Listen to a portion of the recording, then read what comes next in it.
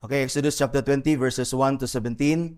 And God spoke all these words, saying, I am the Lord your God, who brought you out of the land of Egypt, out of the house of slavery. You shall have no other gods before me. You shall not make for yourself a carved image or any likeness of anything that is in heaven above, or that is in the earth beneath, or that is in the water under the earth. You shall not bow down to them or serve them, for I, the Lord your God, am a jealous God, visiting the iniquity of the fathers on the children, to the third and the fourth generation of those who hate me, but showing steadfast love to thousands of those who love me and keep my commandments. You shall not take the name of the Lord your God in vain, for the Lord will not hold him guiltless who takes his name in vain. Remember the Sabbath day to keep it holy. 6 days you shall labor and do all your work, but the seventh day is a Sabbath to the Lord your God. On it you shall not do any work, you or your son or your daughter, your male servant or your female servant, or your livestock, or the sojourner who is within your gates. For in 6 days the Lord made heaven and earth, the sea and all that is in them, and rested on the seventh day. Therefore the Lord blessed the Sabbath day and made it holy. Honor your father and your mother, that your days may be long in the land that the Lord your God is giving you. You shall not murder. You shall not commit adultery. You shall not steal. You shall not bear false witness against your neighbor. You shall not covet your neighbor's house. You shall not covet your neighbor's wife, or his male servant, or his female servant, or his ox, or his donkey, or anything that is your neighbor's. Thus far, the reading of the Holy Word of God. Nakatutas atong study karon nga hapon, mga igsoon. Now, if you notice, having considered the moral law as written on our hearts, the hearts of men, the divines, now, dinhi sa atong question nga itong i-consider karon, beginning sa atong question karon, ilang gi-specify where the moral law, or where this moral law that we've been talking all along, nga nahimo nga na summarize, mga igsoon, in the scripture, or is found in the scripture. And this is to prepare us, ang gibuhat ni nila, to prepare us and to position us to properly understand the Ten Commandments, which the Catechism now begins to deal and onwards. So karon kining atong question 98 and 99 is a sort of, again, introduction and a preparation sa ato that we may have a proper understanding on how we are to, or rather a rules on how we are to properly understand the Ten Commandments nga atong hisgutan from now on the many questions nga atong i-consider. Just as the interpretation sa Scripture na kinahanglan ta og rules, so as proper and right understanding sa Ten Commandments also requires rules, so that our correct understanding of the Ten Commandments enables us to rightly also obey and conduct our lives conforming properly to the requirements and the prohibitions sa Ten Commandments.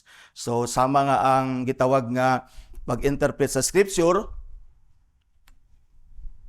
kinahanglan ta og rules of interpretation para ma-interpret nato properly ang Scripture, so that we will understand it properly aron sad ma-apply nato ang Scripture properly. Otherwise, kung di nato masabtan kay walay rules of interpretation that is adopted or considered by our church fathers, ang gitudlo pod sa to on how they understood the Scripture sa ilang time, mga igsoon, na we ought to also to use these rules para masabtan nato ang Scripture. Mahimutang masusama sa uban, like sa atong kahimtang kaniadto nga nasayop nato og interpret ang Scripture, so ma-apply nato ang sayop nga mga butang sa atong kinabuhi that will lead us to nowhere, mga igsoon. So ang church fathers, ang divines karon, nag-set sila og rules on how we are to properly understand the Ten Commandments. Kaya doon sad kini mag-enable sa to rightly obey and apply and conduct our lives according to it, mga igsoon. This afternoon, we will briefly consider 98, question 98, and then we'll proceed enta sa question and answer 99 na nadito ang rules on how we are to properly understand the Ten Commandments. So question 98 mo ni ang pangutana. Where is the moral law summarily comprehended?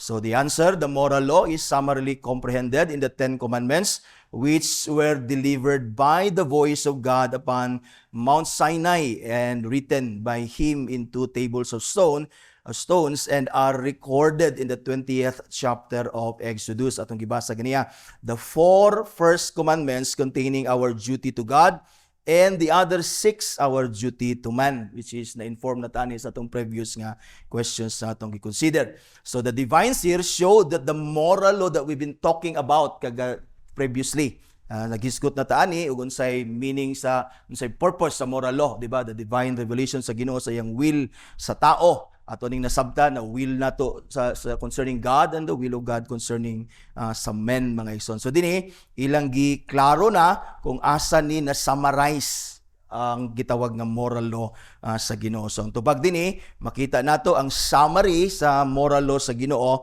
diha sa gitawag og 10 commandments na gihatag sa Ginoo kang Moses into tables of stones, katong gibasa nato kaganiya sa Exodus chapter 20. Now notice that the divines here use the word summarily, which means that the 10 commandments contain only the summary of the moral law. The summary sa moral law. Summary because it does not state in detail the moral law, that everything that concerns the moral law, mga igsoon. So dili na summary na siya because dili gyud in detail isa-isa gyud ang tanan nga moral the law or the good ang buhaton and the evil and the bad to avoid, mga igsoon. Though summary ni sila, but ang 10 commandments na pulo summary, though it is a summary, but it contains again all the rules of righteousness included diha sa gitawag og 10 commandments, mga igsoon. As we see later on sa ato ang pag-study sa rules understanding the 10 commandments, nga makita nato nga ang tanan is covered yun aning 10 commandments, mga igsoon. So ang Catechism nag-mention po sila dinhi that the first 4 commandments contain our duty to God and the other 6 commandments is about our duty to man. So ato na ning na-take up, I think sa question and answer 93 man siguro to. So karon nila ni ang division, ang 2 tables of stones nga gihatag sa Ginoo kang Moses, and then the Lord Jesus Christ also, si Jesus would also speaks of this partition, division, when he summarized the whole moral law into 2 commands. If you notice, if you recall diya sa Matthew chapter 22, verses 37 to 40, si Jesus na ingon siya, you shall love the Lord your God with all your heart, and with all your soul, and with all your mind. Ingon din si Jesus sa verse 38, this is the great and first commandment. The first table of stone. Na dito ang first 4 nga commands concerning our duty to God. And then sa verse 39, ingon si Jesus, and the second is like it, ingon siya, which is, I believe, of course, he refers to the second table sa law. Yun siya, you shall love your neighbor as yourself. Tingnan din siya. And verse 14, yun siya, on these 2 commandments, as he summarized again the 10 commandments into 2 tables, mga igsoon, 2 sets of commandments. Yun siya, on these 2 commandments depend all the law and the prophets. Of course, all the prophets speaks of the law of God, mga igsoon. But this does not mean that the second is simply a matter of kaning gitawag or a matter between us and our fellow men. So doon na ni siya division, but the whole command is our duty to God. So dili ni pasabot nga ang second table sa stone commandments, ang 6 pa ingon sa 10 is concerning ni sa ato lang, walay labot ang Ginoo ni dili, because ang whole commandment is our duty to God. 1 John chapter 4 verse 20 to 21, ingon si John, if anyone says I love God and hates his brother, he is a liar, for he does not love his brother whom he has seen, and then cannot love God whom he has not seen. Ingon din si John verse 21, and this commandment we have from Christ, that is, we have from him. Whoever loves God must also love his brother. So ang second table sa commandment is dili lang na between us men, between our neighbors.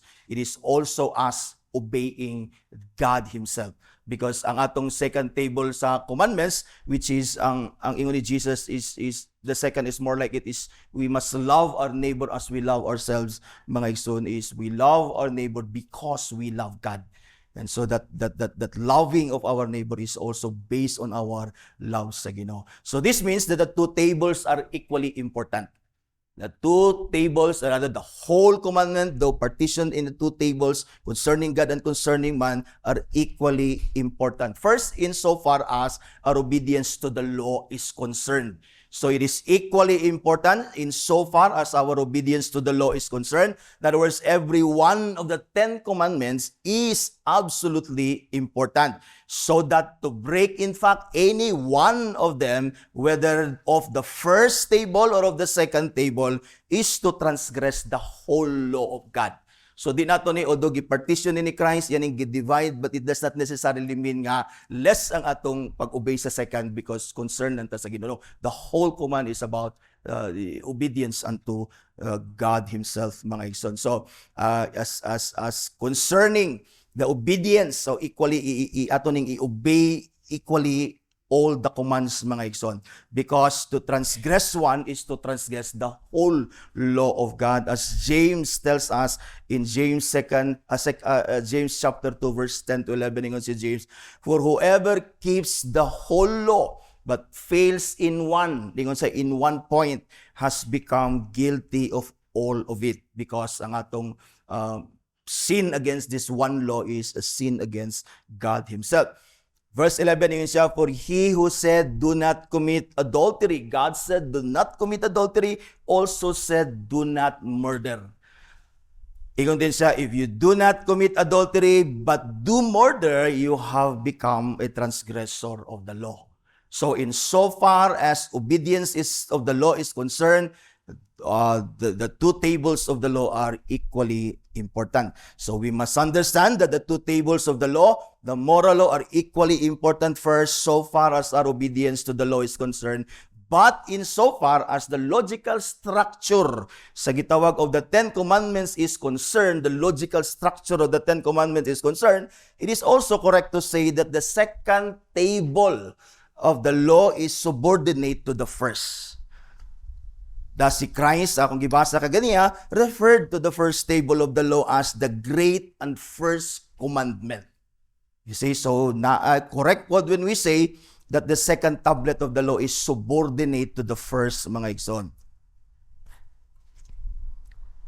Kay lagi si Christ, mga igsoon, nag-ingon man pud gyud siya that the table of the law concerning God is the great and first commandment, which is to love God above all, while to love our neighbor as ourselves, although it is like unto the first, or it is like the first commandment to love God, nonetheless it is second.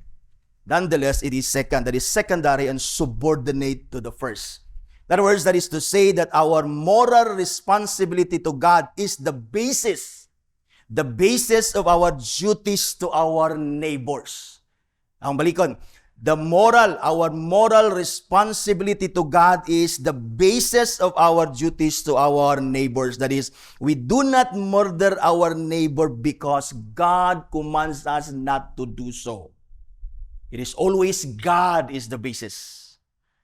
In other words, in a Christian sense, as a Christian, we say, we do not murder our neighbor because we love God.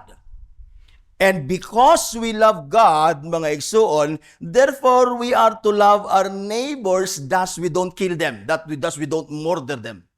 In other words, our obedience to the second command is always based on our obedience to God and our love for God in fact. So makita nimo nga although gi-divide ni sila, even ang atong divines, ilan nang gipakita diha nga two tables of stone ang Ten Commandments which is given to Moses, mga igsoon. So again, si Christ iyahan ning gi-partition, yang gi-divide, but that does necessarily mean that Christ is saying that one is important than the other, although one is greater than the other, but the whole commandment is, I hope you get it, is equally important in matters of obedience, mga igsoon. So dili ta magpili, i-obey ko ni dili ko mo patay, pero okay ra ko mamakak, dili pwede na. You see? So kinahanglan nga i-obey nato ang tanan, because if we fail in one point, matud pa ni James, you are guilty of all of it, mga igsoon. So here the divines make clear that the Ten Commandments is just a summary of the law, summary of the moral law. That is a synecdoche, or synecdoche, however you pronounce that. It simply means inclusive ni siya sa all rules of righteousness.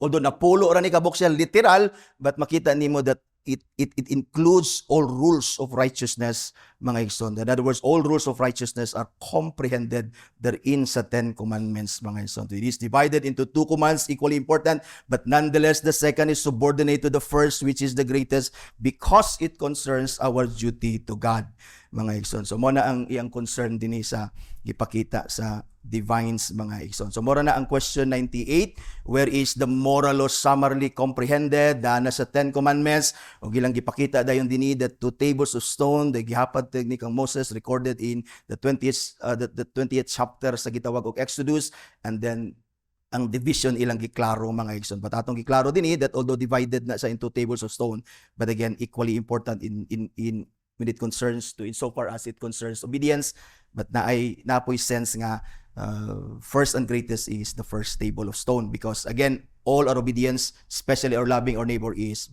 based on our love for God and our obedience to His commands, mga igsoon. Now let us proceed to consider the rules of right understanding the 10 Commandments, which is the matter of concern sa question 99.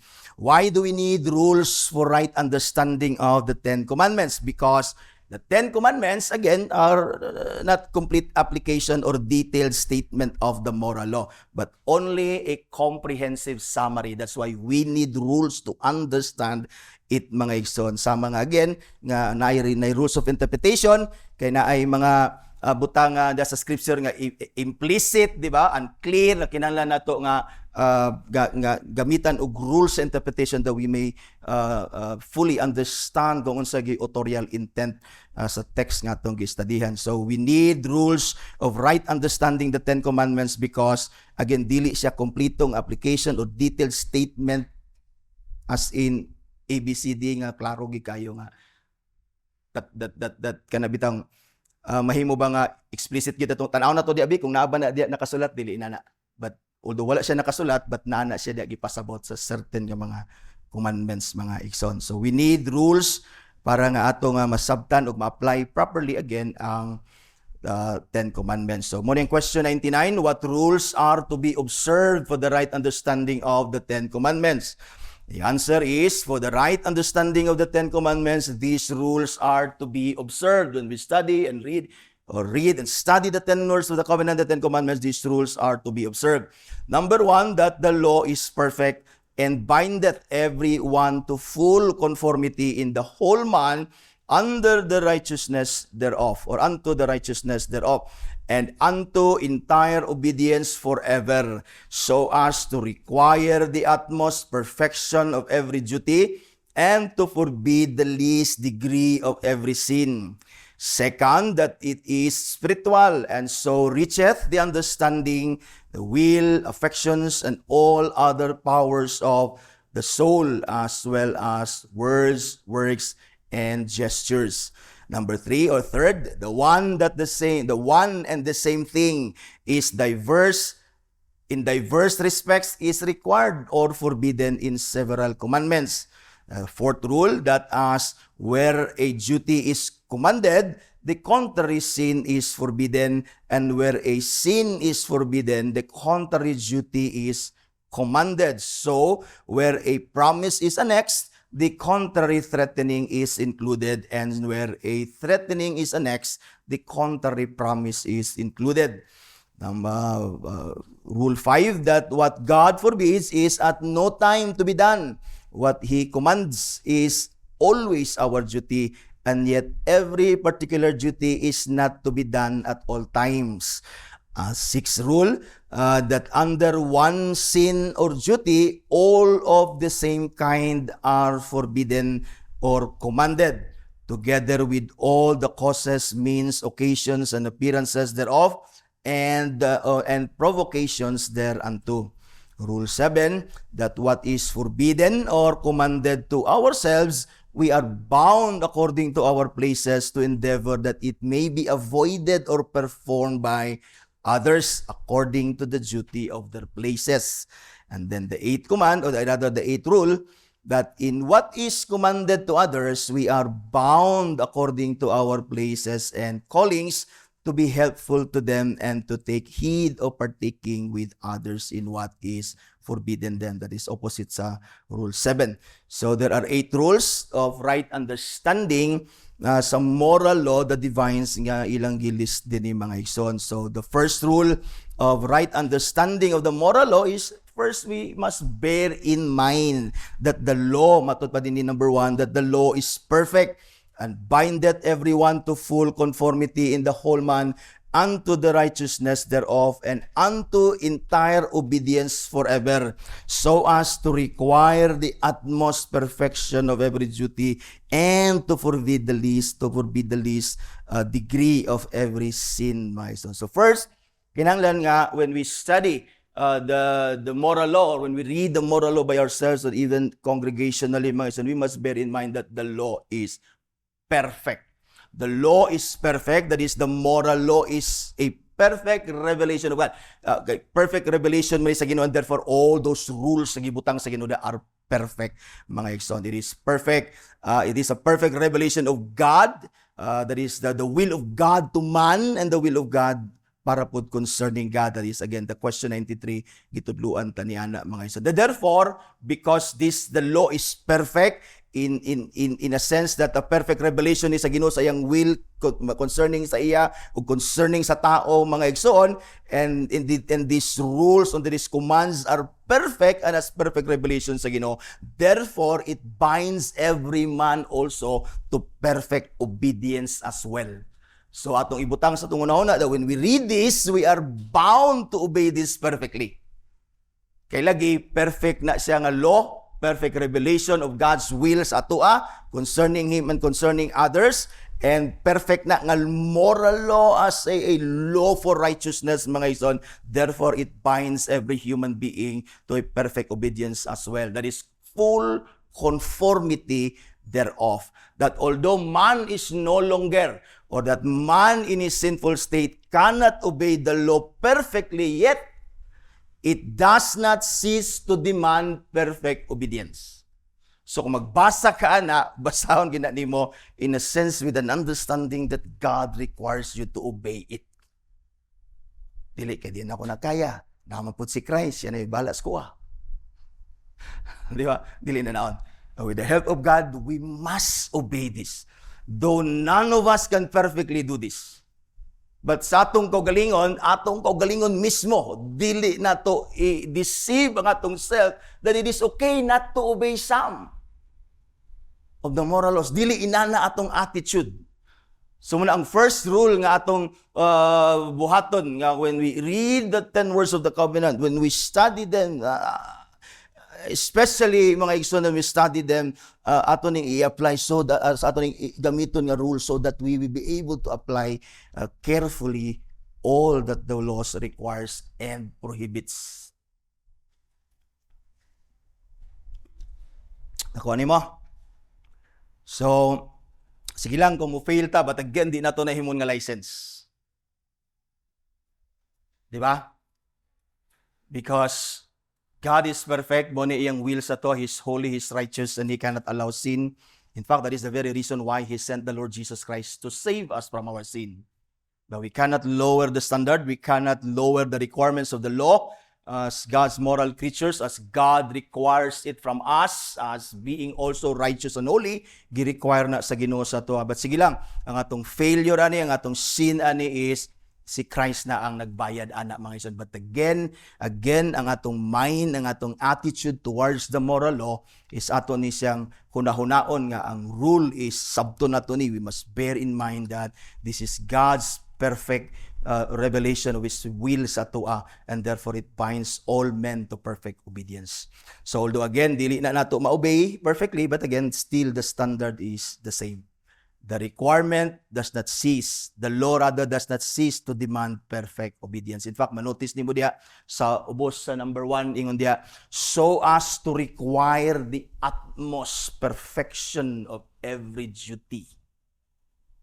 I hope dili ka makampante nga mo simply disobey and willful magina permi ang atong disobedience. Wa magi dili willful ana, puros magina siya willful, we see later on, mga igsoon. So I hope dili ta mahimong okay nga dili mo keep sa Sabbath holy, I hope dili ta mainana, di ba? This is how we must, this is our attitude must be when we come to the moral of God, also in our understanding and even in our application of it sa atong life, mga igsoon. So as to require the utmost perfection of every duty and to forbid, tanawa, the least degree of every sin. You see? Ang law is perfect. Perfect revelation sa Ginoo, it binds man to perfect obedience. You see? That this conformity is not partial and temporal, but full and perpetual. Ano mo diya sa answer? Bindeth everyone to full conformity in the whole man unto the righteousness thereof, and unto entire obedience forever. In fact, kung maimpirno ka, you still are bound to obey the laws there. Much more that we are we that are in Christ Jesus now. So this conformity is not partial and temporal, but full and perpetual. Not partial, not only with respect to obedience to every command, but not partial also with respect to the frame and disposition of the whole nature of man. Again, na-learn nato ni sa question and answer 93, mga igsoon, that ang obedience nato sa law, we must obey the law not only physically but spiritually. Not only bodily as an outward obedience but also as an inward obedience sa Ginoo. Like for example, we still sin even if we obey the law physically. Like for example, wala ta nag-act sa adultery. But deep inside our heart is nailast na mga inanang abutang. We sin still against the moral law of God, and thou shalt not commit adultery. So in other words, ang atong pag-obey ani is dili partial, dili lang physical, dili lang outward ang atong obedience ani. Well, pwede ta naa sa Lord's Day. Pwede ta nasa Lord's Day, the whole day, Lord's Day, but it does not necessarily mean you're keeping the Sabbath holy. Pwede magana din eh. Di ba? Pwede man tana din eh, but our hearts are far from Christ. Our minds are not even here. Are not even following possible. Pwede man na siya. Pwede na siya. That's why, gitudluan ta ani, so that we may be aware. Dili lang ang physical nato nga obedience is necessary, but our hearts and our soul that longs to really obey and pleases the Lord. You see, kay lagi, ang obedience, ang conformity is not partial and temporal, but full and perpetual, mga igsoon. And that this conformity is also full in a sense that the whole law binds man to obey it forever. So, ang sense of full conformity is, first is, the whole man, the whole disposition of man, including rather his disposition, not only his outward obedience, but also the disposition sa heart sa tao must equally obey the laws of God.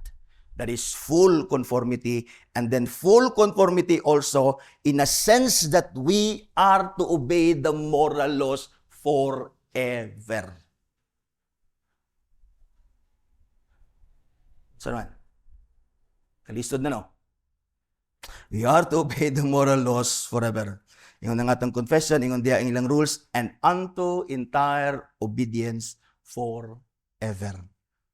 In short, we must understand that the moral law demands perfect obedience to all human beings perpetually.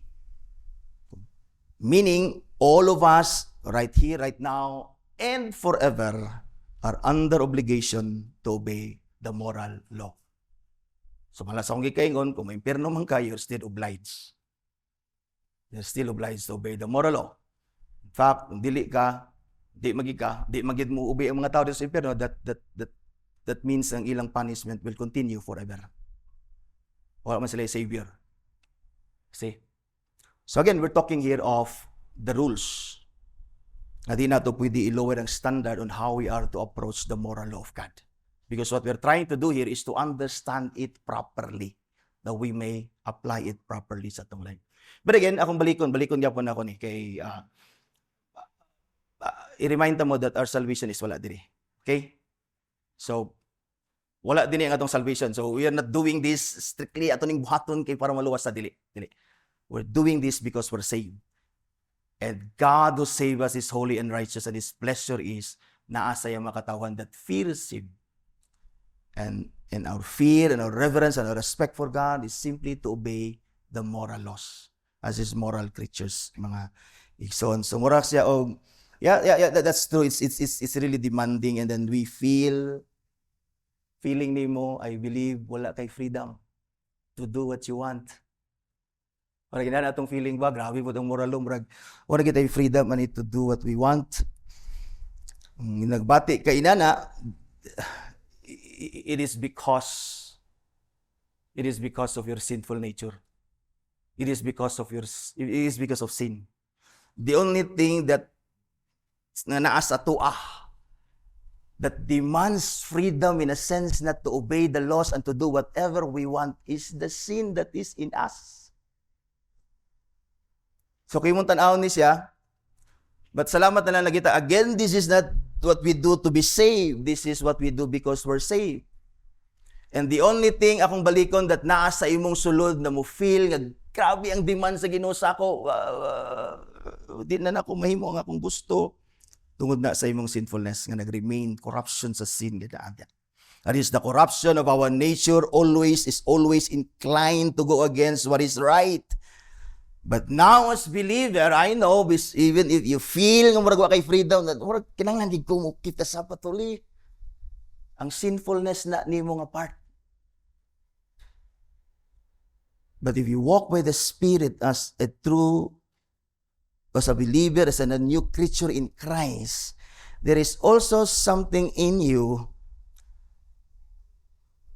that loves God and are grateful to Christ, na ang moral law sa imo karon makes you free in fact to do what God wants you to do.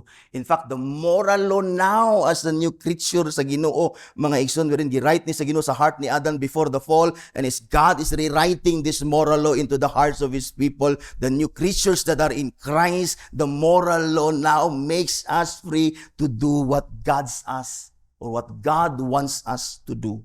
In other words, living in conformity to the moral law makes us in fact, truly free from self, Satan, and sin, and gives us the blessing, in fact, to express our love and our gratitude to God. Dapat inana. I know duha atong kabation karon because napatani nga fallen nga flesh. I know there is something in us nga murag gidemand gyud og maayo. That is the sinfulness that is in us. But the new creature that is indwelt by the Spirit nga naa sa atong sulod pod mga igsoon is as I love and gratitude to God to obey the moral laws. In fact, kung imo nang masabtan og ayo, actually the moral law is actually giving us freedom from sin, from self, and Satan. Our obedience to the moral law is actually giving us freedom from sin. The freedom that the Lord has given us sa yang work of redemption. So I hope we walk by the Spirit in this matter, in this sense. Ano yung si Paul, walk in the Spirit so that you will not gratify the desires of your what? Of your flesh that is always against the moral law. You see, kanang dili ka nagsimba, that is your sinful nature, that ang remaining corruption na sa sin sa imong nature, mga igsoon. But again, atong pasalamatan ng Ginoo that we are now saved, and I hope mausab ang imong perspective sa law. Dili na mo imong salvation, mo na imong rule sa righteousness, that is your rule of life, and that your obedience to it makes you even free more to do what God wants you to do to keep yourself away from sin and Satan and yourself, mga igsoon. So that is the first, mo na ang first nga rule nga atong buhaton. So the law is perfect and bindeth everyone to full conformity in the whole man unto righteousness thereof, and unto entire obedience forever, so as to require the utmost perfection of every duty and to forbid the least degree of every sin. So, naipangutana ana nga rule. So, as we continue to study karon the following Lord's Day concerning each one of the 10 commandments, so ibutang nato na sa tong hunahuna mga ison. So, there will never be a command nga tong studyhan nga ming kag exempted po ana, wa ko'y labot dana. See? So, nakuha nimo nga full obedience, perfect obedience, full conformity, body and soul, forever. So, kumusta man? How do you find the law now? Salamat sa Ginoo gyapon, di ba? Let's rejoice gyapon nga na a rule of righteousness ang yatag sa Ginoo sa ato. So I hope you will love the Lord and be thankful to the Lord for the moral laws, mga igsoon. So the second rule, mga igsoon, dira tataman. Second rule. So ato ni tiwas next Lord's Day. So the second rule for righteous or right understanding of the moral law is number 2, ingon dia that it is spiritual. Ganiya it is the law is perfect. It is perfect. Now it is spiritual. So reacheth the understanding, will, affection, and all other powers of the soul, as well as words, works, and gestures. You see? That's the second rule. So when we study the moral laws, or when we read it, mga igsoon, we must bear in mind and we must keep in our minds that the law is spiritual, which means it concerns not only, again, our outward conduct and actions, but also in our spiritual, rather in a spiritual manner, or that concerns our soul, which is the seat of our understanding, the seat of our will, the seat of our affections, and so on, ang atong soul. In other words, ang atong ang obey sa law, mga igsoon, is dili lang, again, balikon nako outward, but also spiritually. Vos says, sa iyang comment, ingon si Vos, the word spiritual is used in the sense of pertaining to the human spirit or concerning the spirit or the soul of men or man. That is, again, the seat of his understanding, will, and affections and emotion. Yung din siya, thus the Catechism asserts that the moral law of God is spiritual. That is, it concerns not only our outward conduct or actions, but our spiritual life. That is, our thoughts and mental states, our emotions, our desires, and the resolutions of our wills as well. So, gahir ang law, the second rule to understand the moral law is, again, spiritual na siya, and then nagpasabot na siya nga dili lang ang atong obedience, again, outward. Dili lang outward ang atong obedience, because sayon raman kayo mahimong pag-obey outward, di ba? At tag Domingo god, so mura na taan na og nag-obey sa gitawag og keep the Sabbath holy, o dili pa na siya. Ang ato pang understanding, atong will, ang atong affection, does it really obey God, mga igsoon? So Vos then cited the error of the Pharisees sa iyang comment. Iyon siya, in Jesus' time, iyang gisite ang misunderstanding sa gitawag og Pharisees concerning the scope of the moral law. Minaw, ingon si Vos din, gisite niya ang Pharisees. We know that the Pharisees during the time of Jesus is grabe kasi sila ka-stricto sa law. Di ba? Ang obedience sila sa law, grabe kayo. But si Jesus, kabalo siya nga, ilahang obedience sa law is external lang. Kabalo si Jesus, ana. And that dili lang na siya kana klaseng manner of obeying the law is exclusive lang na sa mga Parisiyo. Nagya po yung mga Parisiyo nato din. If we're not careful, dili ta mo apply ani, mo learn ani, mo apply ani mahimong concern ani concerning mahimutang rather careful sa atong pag-obey sa law sa Ginoo, we will fall sa error sa Pharisees. We certainly fall sa error sa Pharisees. A good thing, ang mga pastors dili mi kabalo, but si Jesus kabalo siya sa heart sa tao always. He knew always the hearts of men. Di ba? Ingon si Vos, nisulat sa yung said, the Pharisees overlooked the spiritual character of the law. Most of us, mga atong obedience is external lang. We overlook, like the Pharisees, the spiritual character of the law, and wrongly suppose that it claimed jurisdiction only over the outward conduct. Kasi daghan man kay tao, di ba? Roman Catholics, obey man sa 10 commandments. Di ba? Ilan man ang gina-obey. But again, external. Abi nila nga pag-obey nila sa 10 words, sa 10 commandments, externally, nahimong na-obey na nila ang moral law sa Ginoo. Mo ni ang error sa Pharisee. Because of this faulty and partial view of the nature of the law, external lang, the Pharisees could deceive themselves into thinking that they had attained moral perfection by external obedience. So sometimes, makaingon ta nga, again, gihimo man ako ni, gihimo. Wa man ko nangabit, wa man ko na makak. Di ba? Are we doing that for the glory of God as God's children, pleasing the Father? Or expressing our love and gratitude for God when we obey the 10 commandments? If it's not, then you're just obeying the law externally. So I hope makasabot ka. I hope may mo na masabtan. Now, when you obey the law, you have to consider that the law is spiritual. Ingon siya din the Pharisees could deceive themselves in thinking that they had attained the moral perfection by a scrupulous, that is painstaking observance of the details of the law. External nga details of the law, they thought they had conformed to all its requirements. So, na tendency nga magunahon na tana. That's why gitudluan ta sa rules karon, think of or bear in mind, understand that when you read, when you study, and when you apply the moral law sa imong life, na ay spiritual aspect ana. In other words, ang imong obedience external outward is not enough. It's not enough. That's why I always challenge you, when you come on Lord's Day, check your heart, check your motive, ask the Lord for blessing your heart and granting you joy to come with gratitude and praises unto God, honoring Him when you come sa Lord's Day. And then siya din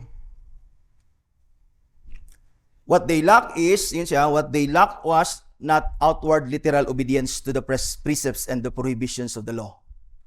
In other words, what the Pharisees lack is dili ang literal, outward obedience, precepts, and prohibitions of the law, but inward spiritual conformity to its requirements.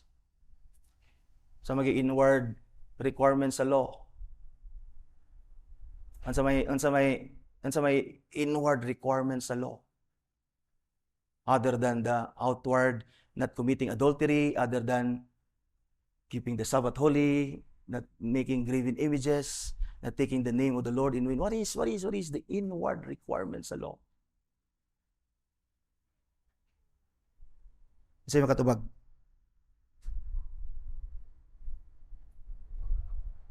Love for God and love for others. In fact, our love for others is because of our love for God. You see, in other words, lagi, pwede ka na diri.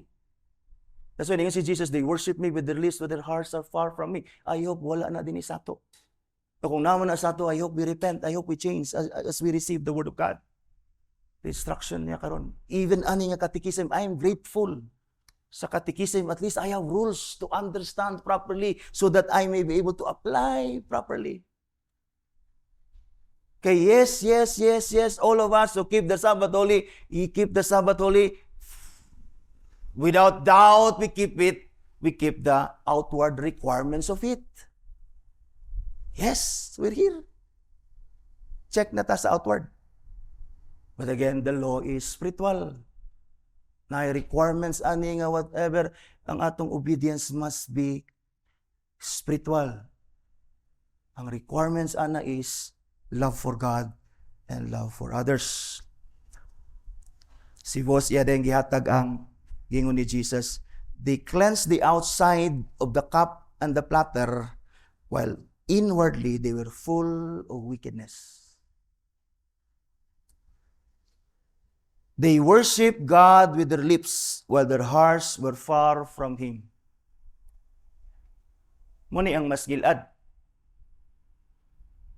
Although gilad man gyapon nga di ka musimba, pero mas gilad gid nang musimba ka, and yet your hearts are far from God. Now, God is not condemning us. God is correcting us, and gusto niya nga malid ta sa saktong application sa moral law as His people. So I hope again dili na to makita ang murag it's the demanding side of the law, but ato ta makita ang benefit that the law is giving us. That our King, Christ our Lord, is ruling our lives to the moral law. He's teaching us how to please the Father. He's teaching us how to obey the law not only externally, but above all spiritually, mga igsoon, because again, the law is spiritual.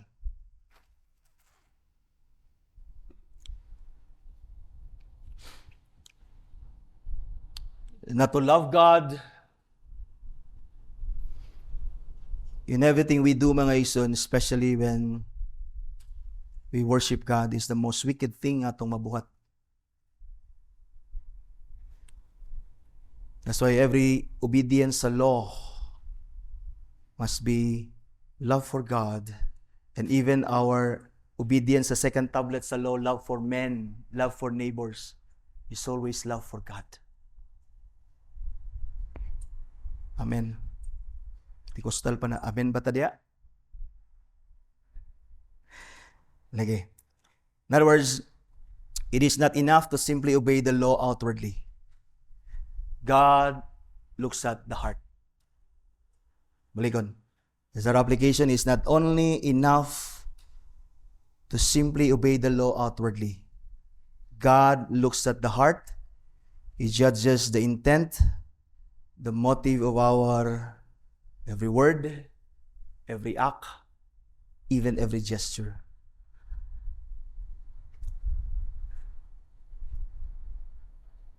This is what the second rule is telling us. Spiritual, di lang taon ta ma-concern sa outward, but also the motives behind our outward obedience. And what does it mean to say that the moral law concerns the understanding? Kaya nagingon man nga itong katikisam, ang ilang rule dia, that it is spiritual, and so, because spiritual man na, that so it reacheth the understanding. This means that our intellect, it means that our minds are subject to the moral law of God. In other words, we are responsible for our thinking just as we are responsible for our actions. So, okay na nga, yeah, every act nato is atong tanaw ng motive. But not only every act that what concerns us, because ang atong thinking also is subject sa moral law. What are you thinking now? So, may unahon na diya. This is how we must understand the moral law. Cover ang atong thinking. Cover ang atong thoughts. That it is sin to believe what is false and to reject in our minds what is true.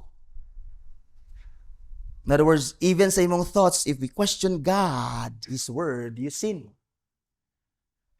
So dili man vocal, dili wa man kun isulti pod, wa man pugkoy action nga ni against ko sa law sa Ginoo, rather sa wa man ako na question na. But in your thoughts, you doubt the word of God, you sin. Because your intellect, your understanding is subject to the moral law of God. It is where in fact the first sin began in the Garden of Eden. Sa temptation sa Yawa, did really God say so and so?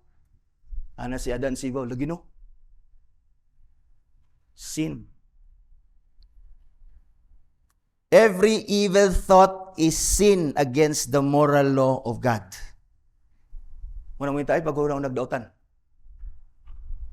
Kaya ganang imong understanding, ganang imong thought, especially when you falsely understand the Word of God because you reject the true interpretation, explanation of the gospel and the Word of God, you sin in your understanding. So, if our understanding is subject to the will of God, everything we misunderstood concerning God is sin. Everything that we misunderstood concerning the Word of God is sin diya sa imong mind. Sin. That's why careful ta sa atong understanding. We must carefully understand the word that we may not sin against Him. Because when you misunderstood God's word, you're putting words sa iyang mouth. Nabutang ka og pulong sa baba sa Ginoo niya gisulti. As we as God's people, we study the word together. Let's continue to pray. Even sa itong mga preachers and teachers, let's pray for them. Kung magtudlo sila di mao, mag-apekto sa imong thoughts and understanding, then you sin together with the preacher. That's why careful ka sa preacher ngayong mo paminahon, because that's why we forbid, di ba? So kita sa church, then let's just listen din sa mga preachers sa atong pulpit. Let's just grow, ginagmay lang. Sige lang, we'll just grow here, lang. Kung mo ka-expect tara sa Ginoo nga mo grow og may gantig kalit, di ba? Ang gusto sa Ginoo, you grow together with the church where you belong. Because ang understanding nato sa Ginoo we should grow together in understanding sa Ginoo sa church. So I hope mga igsoon nga ma-aware ka nga careful sa mga teachers ngayong mga paminahon, because when you receive that wrong understanding sa scripture, when you embrace it, you sin with them. Because again, our understanding is subject to the moral laws of God. That's why si Paul sa Philippians chapter 2 verse 8, dingon siya, whatever is honorable, whatever is just, whatever is pure, whatever is lovely, whatever is commendable, if there is any excellence, if there is anything worthy of praise, dingon si Paul, think about these things. Ay, sige, guna-unaan ng mga dautan. Ay, sige, guna-unaan ng mga di mayo. Say honorable, just, pure, lovely, commendable, excellence, or any excellence nga naadya, praiseworthy. Think of these things. What are these things? What are these things? God's word. God's word. Fill your thoughts with God's word. Understand God's word. That is the only thing that is pleasing to God nga nasa imong mind, nga nasa imong understanding, nasa imong thoughts. So again,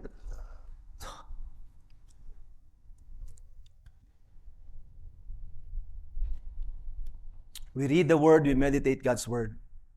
We fill our hearts, our minds with our thoughts with the word of God. Every word you hear, preaching, teaching, encouragement, rebuke, tanan. Be attentive. Understand the word. Meditate upon it.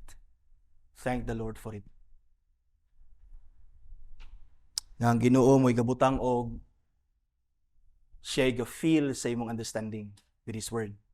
Rather than the devil will put doubts there, will put anger, with whatever, butang sayawa sa imong utok. Ang kalibutan, hapit na, mabot ang naay kamit mo bangga, human na denta. Pila, 97%? Pila? Drew? 97% ang probability nga dili mo igo. Di ba? Although mo focus gid sila sa few percent nga mo igo gid na siya, 2032 mo igo gid na siya sa earth. Na may probability gud nga gamay kay nga percent. I think murag tanda lang og 2%. Pero na-focus sila sa 2%, dako ba yung percentage nga di maigo? Mukhang mga tao gubot na kailang una-una diya, di ba? Mahuman man ning kalibutan, but ang atong thoughts our understanding is ruled by scripture. Yeah, the Lord will end the world. Sige, gamito na sa Ginoo dili. Sige lang, di lang ta mataranta. Ang atong una-una is filled with the word of God, and that would lead us to trust Him, mga igsoon, and praise Him for whatever happens sa kalibutan, mga igsoon. So that is what it means to say that the moral law concerns the understanding. Think of your thoughts are subject to the moral law of God. So ayaw patakag una-una diya bisag unsa lang. Ayaw. Because ang Ginoo kabalo siya sa imong thoughts. And what does it mean to say that the moral law concerns the will? Again, pareho na, that it is spiritual, and so reacheth the understanding and the will. Si Vos dingon siya that it means that our power to make decisions and choices is subject to the moral law of God. Ang imong will, your power to make decisions and choices is subject sa moral law sa Dios. In other words, sa imo palang decision, pwede na kang makasala. Wala pa'y ak. Pwede. Pwede din nga natay mga decisions, natay choices nga sinful even before we act. So, bantay ang imong choices, bantay ang imong decision.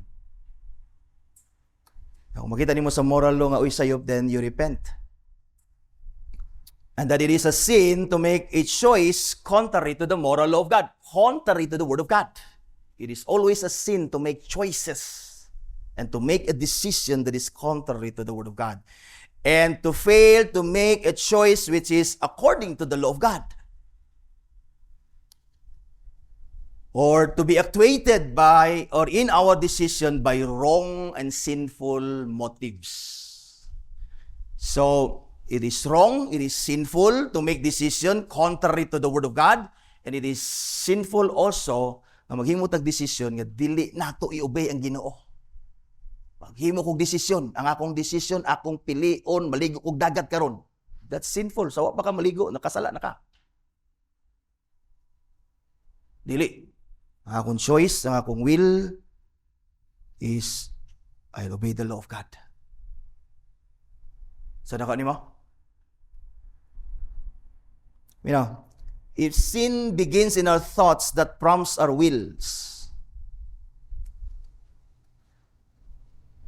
in our thoughts pa lang unta, we need to say no to sin. O atong thoughts ba? Kung diha nagsugod ang sin sa atong thoughts, gagaprompt sa atong will, nga muak ang atong kaugalingon. Diya pala unta sa itong una-una, muingon unta tao, no to sin.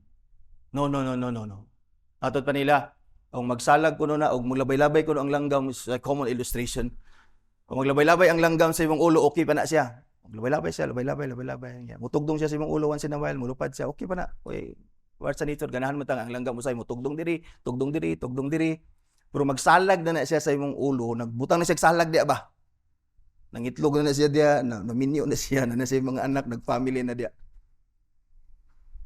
Tanga na gikang murag di na mayo. I mean, dili na siya natural.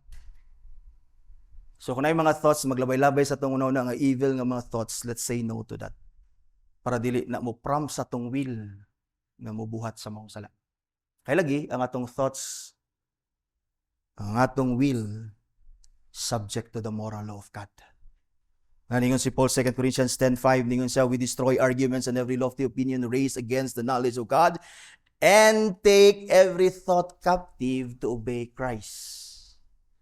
Take every thought captive to obey Christ. The mind is the battleground where we must first overcome sin. For when we are captured by sin in our thoughts, like a prisoner, the will is forced to comply. Sabta niyo akong balik ko na. The mind is the battleground where we must first overcome sin. For when we are captured by sin in our thoughts like a prisoner, the will just simply be forced to comply. Kabalo ka ng mga piniriso? Di man na gusto mapriso. Ay nagbantay, di mong dagan na o sibat na. But they are forced to comply. Kaya man, overcome naman sila. You see? Wala kay sin nga gakakumit. Adi gasugod sa imong thoughts. O wala sad kay sin nga gabuhaton that is not willful. Di ka pwede mo nga, Lord, sorry, wala ko tuyo Sa imo ra nang una-una. Pero sa truth is, imo na gituyo. Nadalar ako nila, nadanir ako. Ingon mo sila milukso. So truth is, every sin is willful. That's why God punishes every sin. That's willful. If you don't keep the Sabbath, it's because you willfully not keep the Sabbath. If you don't come back in the afternoon, it's because you willfully disobey God. It's just simply as that. It's just simply as that. God is teaching us obedience. And I hope that obedience should come or should rather kanabitaw magagikan sa imong love sa Dios. That I want to please my God, that I want to please my Savior, I want to please the triune God by obeying them. I want to express my love for them and gratitude for what they have done sa kuha, creating me, saving me, and loving me, and keeping me within His family. And what does it mean to say that the moral law concerns our affections? Simple, parera gyapon. The standing, will, and affection is subject to the moral law of God. Vos says, ingon siya, by affections, the catechism means that what are commonly called emotions. Matod pa niya. What are commonly called emotions today, such as love, hatred, anger, joy, sorrow. Matod pa niya, these emotions are subject to the moral law of God. So that to have wrong feelings or emotions contrary to the requirements of the law are sinful. Yeah, we are commanded to love one another, but if you love not your wife, if you love those you're not supposed to love, you sin. Ngayon, mga Ginoo Pastor, love one another. But nanay limitation. Diba? In fact, kabalo man ta nga na ay kinds of love. There are many kinds of love. Philos, eros, agape love. Pagabot sa asawa sa lain, ayaw na dito og adtong eros. Kasi na bantay ang imong kasing-kasing imong emotions. Ang imong emotions filled ba with hatred? If it's filled with hatred sa evil, that's good. That's in conformity to the word of the law of God. But it's filled with hatred sa others because you envy them, they have offended you, and that's why you hated them. That's wrong. Pagbati raman ni Pastor, dili sa imong pagbati, you sin against God because your emotions are subject to the moral law of God. In fact, naadinitanan gagikan ang atong mga motives. Yes, atong hearts, atong emotions. Our emotions are it is part of God's creations ato. We are emotional creatures. But again, ang atong emotions are corrupted by sin. So bantayan nimo ang imong emotions. Unsa imong ka-express? Ang hatred ba sa mga tao that you're supposed to love? Or love ba?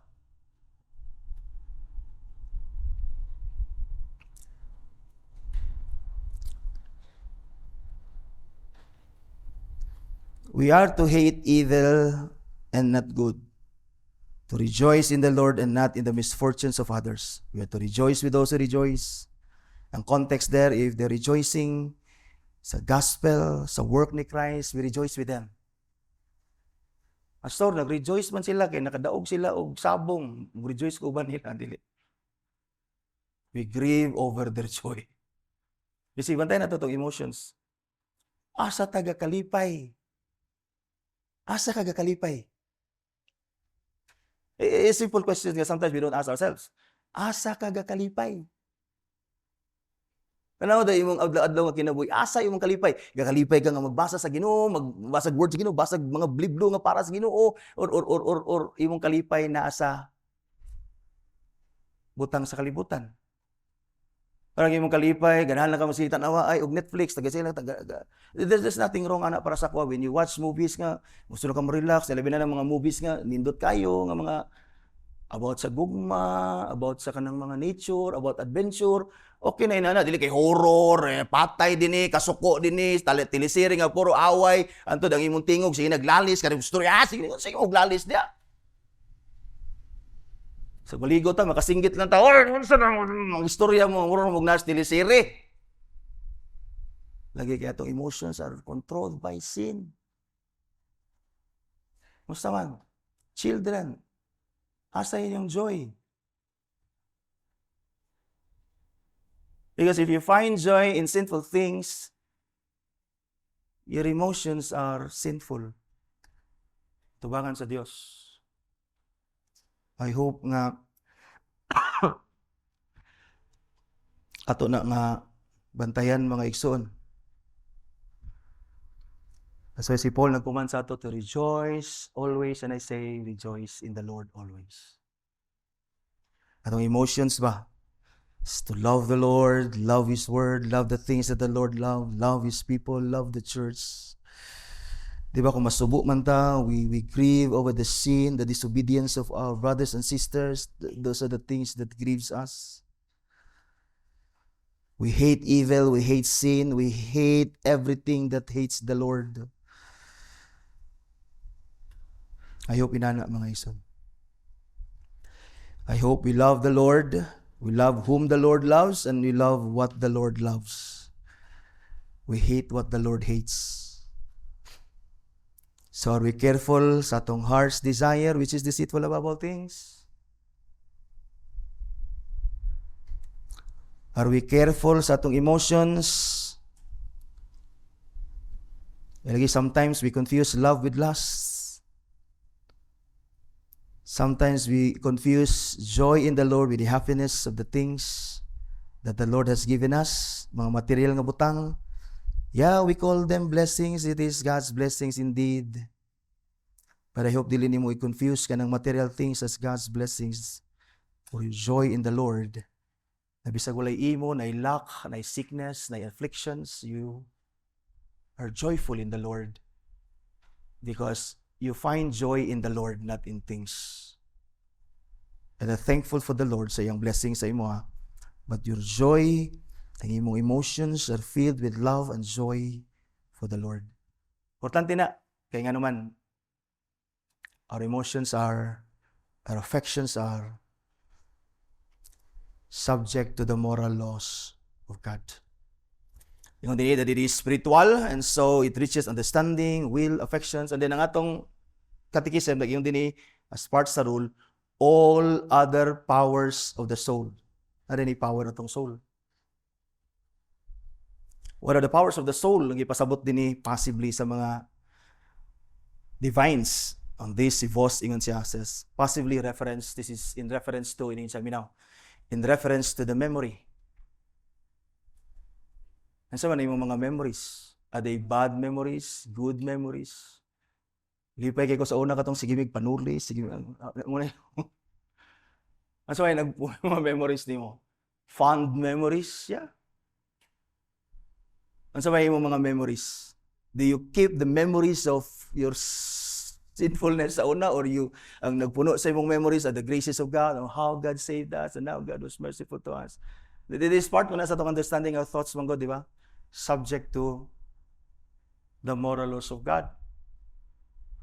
Or ang imong memories, nakip nimo ang imong memories sa imong amahan, akong gi-abandon, makitaan ko lang gito. Now, mga inana, then forgive them, and then because understand that your thoughts, your memories are subject to the moral laws of God. And then si Boss, and also matod pa na yun siya din, also to the artistic sense. Yun siya, which include the capacity of producing or appreciating beautiful music, pictures, poetry, literature, etc. Writer ba ka? Writer, gahimo ba kag libro? Unsa nga libro imong gabuhaton? All these capacities of the human spirit are strictly subject to the moral laws of God. There are people that appreciate or even approve of offensive and vulgar, sexually immoral content. For example, sa mga kanta, apate. Sabda ang lyrics. Don't allow your children to sing that song.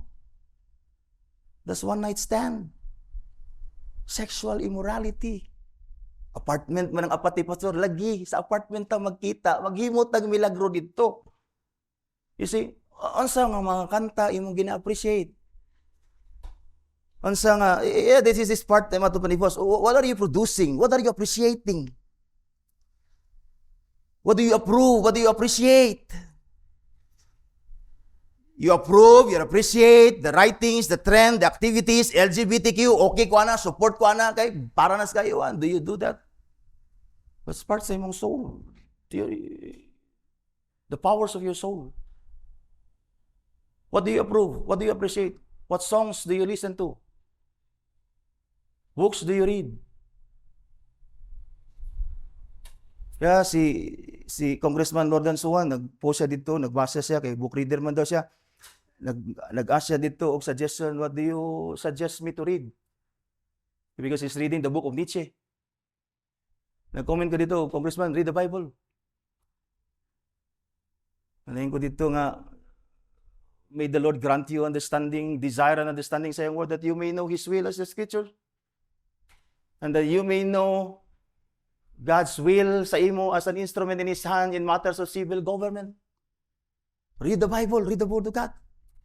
Nag-love siya dito. I hope na the Lord will touch his heart to read the Bible. Yung na nag-comment dito, nga book reader siya, since 9-year-old pa daw siya, gabasa na siya libro naman ko yung mga classmate, gagmay pa gabasa ng libro. Sa kadagan sa ilang gibasa, wag nila nabasahe ang pinaka-importante nga libro, ang Bible. You see, Voss mentions memory. Ano yung mga sinful nga mga memories.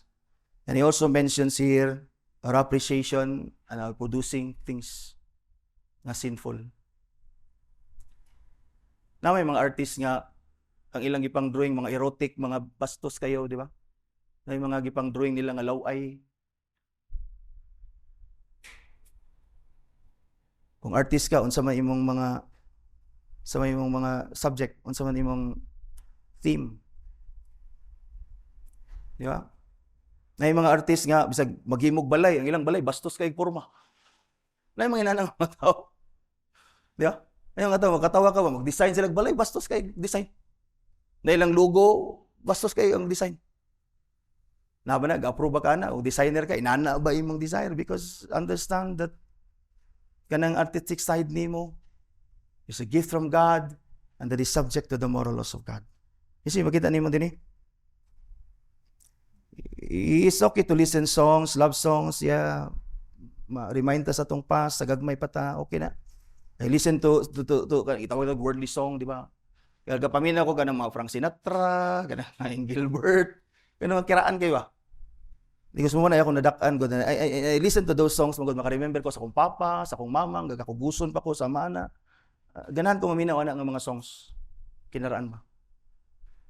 Adili ng mga kanta nga mga himong paminaw ng lyrics is against the law of God, is against God in fact, mga igsoon. So, be careful sa inyong gatan-aon nga mga salida, gabasahon nga mga libro, music nga gapaminahon, songs nga gapaminahon. Be careful sa mga arts you appreciate, the activities and movements that you approve and you sympathize with. Be careful. Be careful anak nga mga movement nga gasympathize ka. Because the rest of the powers of the soul, or sympathy and whatever it is, everything is under the law of God. And finally, in addition to our inward spiritual life, rule number 2 speaks of, sa tumayiningon sila, as well as your words, works, and gestures. As well as your words, your works, and gestures. In other words, our words, our works, our gestures are also subject to the moral law of God. This means that the moral law, ilaging giapil tanan. In other words, that the moral law concerns every possible way by which our inward or spiritual life finds expression in the external world which is around us. In other words, nothing in us, externally, internally, spiritually, physically, is not subject to the moral law of God. Nothing in us. It concerns every possible relation of our spirit or environment. There is nothing we can possibly do, whether in our inward spiritual life or in our outward conduct, which is not subject to the moral law of God. That's why ningon ng Psalmist, Psalm 119 verse 96, I have seen a limit to all perfections. But ningon din siya, but your commandments, or your commandment, exceedingly broad. It covers all. Manang si Jesus sa Matthew 12:36, yun siya, I tell you, on the day of judgment, people will give account for every careless word they speak. In the Bible, ipinagi sa imong words, you'll be condemned. You'll be justified. Every careless word nga imong ginasulti, God will judge you. Because our words, our works, our gestures are under or subject to the moral laws of God. Ang Catechism ningon din, even our gestures are subject to the moral law of God. Middle finger, sa mga anak ta, mga apa. Other gestures. There are gestures, there are actions that we call bastos. Di ba na yung mga gestures, igatawag na ito bastos. Na yung mga lihok, igatawag na ito bastos, vulgar, offensive, inappropriate. Why do we call them such? Why do we call them such? Why do we call some actions, gestures, bastos, vulgar, inappropriate, offensive? Why? Why do we call them such? Because they're against the moral law of God. We know na dili na sakto. Atong mga anak, di ba, mag middle finger na sila, atong kabadlungon. Ayaw na, kaysa tauta na. And that it is rightly so nga atong badlungon atong mga anak. Badlungon na to sila sa ilang mga words, acts, and even gestures nga sinful. Because, again, it covers or it is subject to the moral of God. Are we careful with our words, our works, our gestures? Careful ba ta at least nga di ta maka-offend? Careful ba ta nga atong mga lihok, atong mga pulong, maka-encourage, maka-build up? Bahala na siya di, I don't care siya, bitaw ng koglingon. Dili po dinana. See? I hope, brothers and sisters, nga ato ning dawaton nga even ani catechism that speaks of the word of God as God's people, because everything is under and subject to the moral law of God. Right? So, ato na i-consider ang rest of the rules next week. Kay alas 3 naman. So, I think 1 hour and a half ta di ba? So, may na lang akong giputol. So speak respectfully, di ba? When you speak, choose words that are encouraging, di ba? Not insulting. Words that does not offend, bisan bisag nasakitan na kay ka, di ba? Just be careful with the words that I hope that we speak, mga words that encourage people, work, at mga gestures, and even our, di ba, ang atong pag-shake sa hands, greet one another with a holy kiss, di ba? I hope na ato nang buhaton to glorify God and love others, because again, those are subject to the moral laws of God. So, question 98, where is the moral law summarily comprehended? The answer is the moral law is summarily comprehended in the 10 Commandments, which were delivered by the voice of God upon Mount Sinai and written by Him in 2 tables of stones, and they are recorded in the 20th chapter of Exodus. The 4 first commandments containing our duty to God, and the other 6 are duty to man. And what rules are to be observed for the right understanding of the 10 Commandments? For the right understanding of the 10 Commandments, these rules are to be observed. That there are 8, and then we considered 2 this afternoon. The first is that the law is perfect and bindeth every one to full conformity in the whole man, unto the righteousness thereof, and unto entire obedience forever, so as to require the utmost perfection of every duty, and to forbid the least degree of every sin. I hope imo nang nasabtan na nimo, because mo na itong gamiton, understanding when we study the moral laws of God later on. And second, nga itong i-consider karon that the moral law is spiritual, and so reacheth understanding, will, affections, and all other powers of the soul, as well as words, works, and gestures. Everything, as in everything, literally is subject to the moral laws of God.